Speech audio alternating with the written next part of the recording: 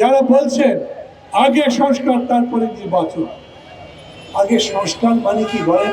সংস্কার এত বড় একটা মহাযজ্ঞ, এই যে হত্যাকাণ্ড, গণহত্যা সংঘটিত হয়েছে, মাত্র 20 দিনের মধ্যে যে 1,500 মানুষ হত্যা করা হয়েছে, তার আগে আয়না ঘরে নির্যাতন করা হয়েছে, এবং সেই আয়না ঘরের গুম কমিশন যে রিপোর্ট দিয়েছে, নিজে তিনি বলেছেন যে কত নৃশংস মানুষ হতে পারে, এটা হতো আর একটা প্রমাণ। সেই নৃশংসতার বিচার করতে হবে না আপনাদেরকে? এই নৃশংসতার বিচার করতে কত সময় লাগে? আপনারই সরকারের মধ্যে আছে যারা, তারা যখন দাবি করে তখন ডেকে বলতে পারেন না এই কথা এতখানি যৌক্তিক নয়? অথবা যেরকম করে প্রধান বিরোধী দল যদি এখন বলি, যদিও সরকারি বিরোধী দল পার্থক্য করতে চাই না, তারপরেও আমরা দেখছি শুরু থেকে আজ 4.5 মাস সময় পর্যন্ত এই সরকার রাজনৈতিক দলগুলোর সাথে কোনো সখ্যতা করবার চেষ্টা করেনি, তাদের সাথে কোনো সমঝোতা করবার চেষ্টা করেনি। আমরা আমাদের সংলাপের সময় তাদের কাছে বলে এসেছি, একদিন একটা বিরাট দলিল ধরিয়ে দিলেন, আর তার উপরে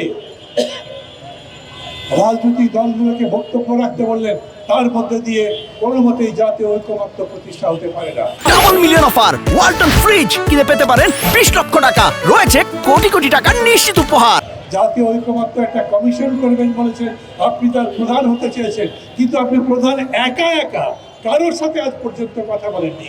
অন্যদের নিয়ে, রাজনীতি নিয়ে, সংস্কার নিয়ে, দেশের সংকট নিয়ে কথা বলেননি। হঠাৎ করে একদিন বসে একটা সারমন দিয়ে সব রাজনৈতিক দল একমত হয়ে যাবে, এই রকম কি কোনো সম্ভাবনা আছে?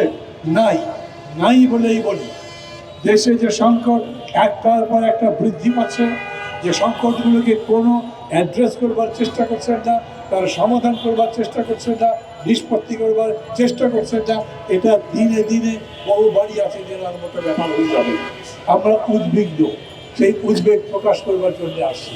আমরা আইন শৃঙ্খলার কোনো উন্নতি দেখি না, না হলে ওই 7 খুন যে নদীপক্ষে হলো সেই সম্পর্কে পরবর্তী কোনো রিপোর্ট পেয়েছেন? পাননি।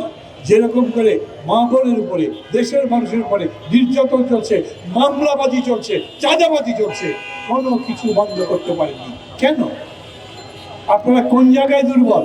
মনের দিক থেকে, শক্তির দিক থেকে, সংগঠনের দিক থেকে, প্রশাসনের দিক থেকে, কোন দিক থেকে আপনারা দুর্বল?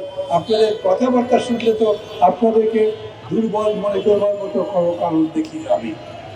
আপনাদের কথাই মনে হয় আপনারা শুধু স্বপ্নের কথা বলছেন, আর মানুষ এই স্বপ্ন নিয়ে এখন দুঃস্বপ্নের জাল বলতে শুরু করে দিয়েছে।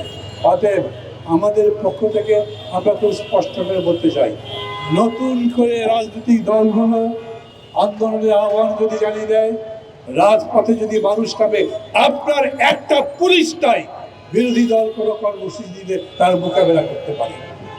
আপনার পুলিশ বাহিনী এখন পর্যন্ত সক্রিয় নয়, আপনার প্রশাসন এখন পর্যন্ত আপনার কথা বলতে চলে না, পুরা রাষ্ট্রযন্ত্রের উপরে আপনার কোনো নিয়ন্ত্রণই প্রতিষ্ঠা হয়নি। এই রকম একটা দুর্বল সরকার কিন্তু আমরা আগে দেখিনি। কেবল ব্যাপক জনসমর্থন আছে, আমিও সমর্থন করি। কেন? আমি চাই না আবার স্বৈরাচার তার মাথা ঢোকাবার সুযোগ পাক। আমি চাই না আবার সেই আগের দিনের ওই 53 বছরের যে বাংলাদেশ ছিল সেই বাংলাদেশ ফিরে আসুক। তাই আপনাদের উপরে আশা রাখতে চাই, কিন্তু আপনারা যদি সেই আশার ঘুরে বালি দিয়ে দেন, তাহলে তো মানুষ তার বিপক্ষে দাঁড়াবেই। অতএব সাধু সাবধান, সময় থাকতে এখনই যদি এটা না পারেন তাহলে আর পারবেন না। 4.5 মাস যথেষ্ট সময়। নির্বাচনে যেরকম করে পথ নির্দেশিকা একটা দিয়েছেন, সব রাজনৈতিক দলগুলো পথ নকশা চেয়েছিল, কিন্তু পথ নকশা থেকে বলা গেল না। যে ভাষণ তিনি দিয়েছিলেন তাতে বলে হলো যে একটা গাইডলাইন দিয়েছেন, সেই গাইডলাইনে যে তারা বাস্তবায়ন করতে পারবেন সেই রকম কোনো রকম উদ্যোগ এখন দেখা যাচ্ছে না। ওরা মানুষের জীবনের নিরাপত্তা দিতে পারবে না, জিনিসের দাম কমাতে পারবে না, আইন শৃঙ্খলা ফেরাতে পারবে না। বিশ্বের দরবারে আমাদের মাথা উঁচু করে দাঁড়াবার মতো যে জায়গা তৈরি হয়েছিল, আমাদের প্রতিবেশীদের মারাত্মক জঘন্য নিচ ক্যাম্পেইনের কারণে আমরা তার নিচে চাপা পড়ে যাচ্ছি, আমরা সেটা থেকে উঠে আসতে পারছি না। এখন পর্যন্ত বাংলাদেশের যে অসাম্প্রদায়িক ইমেজ সারা বিশ্বের বুকে আছে, সেই ইমেজের উপরে কালিমা লেপন করে যেরকম করে চেষ্টা করা হচ্ছে, তার পাল্টা আমরা এই সরকারের কোনো শক্তিশালী পদক্ষেপ দেখছি না। এক কথাই বলতে পারি, রাষ্ট্র হিসেবে, রাষ্ট্র সরকার হিসেবে, সরকার পরিচালনার অংশ হিসেবে এই সরকার সাকসেসের রেট খুবই কম। তাই আমরা উদ্বিগ্ন।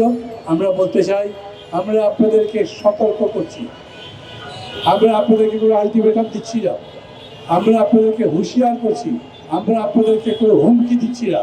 আমরা এখনো আপনাদের সহযোগী থাকতে চাই, যদি আপনারা সহযোগিতার হাত বাড়িয়ে না দেন। আর যদি না দেন, তাহলে ভবিষ্যতে যে পরিণতি হবে, সারা বাংলাদেশের লোক সেটাকে টুটু করবে। বিরাট বিরাট ইমেজ যে যারা দাঁড়িয়ে আছেন, তাদের ইমেজ ওই দুর্গা পূজার পর যেরকম করে মূর্তিগুলোকে নদীর মধ্যে ডুবে দেয়, এইরকম ডুবে দেওয়ার জায়গায় চলে যাবে। আমি বেশি কথা বলছি না, মানুষের মন দেখে, মানুষের কথা শুনে, তাদের দুশ্চিন্তা দেখে এই একই রকম জিনিস মনে করছি। শেষ কথা বলবো, সব রাজনৈতিক দলগুলোকে আমি বিবেকবান হতে বলি, বিবেচনাশীল হতে বলি। রাজনৈতিক দলগুলোকে বলি, আমাদের সামনে সবচেয়ে বড় প্রশ্ন, আমরা গণতান্ত্রিক বাংলাদেশ করতে চাই। আমাদের সামনে বড় প্রশ্ন, আমরা একটা কল্যাণ রাষ্ট্র করতে চাই, আমরা জনগণের কল্যাণ করতে চাই। যেন তেন নির্বাচনের কথা আমরা বলছি না, কিন্তু আমরা একই সঙ্গে বলছি ঠিক মতো তৎপরতা চালালে যেই সময়সীমার কথা আপনারা বলছেন, হয়তো তার চাইতে আগে নির্বাচন দেওয়া সম্ভব।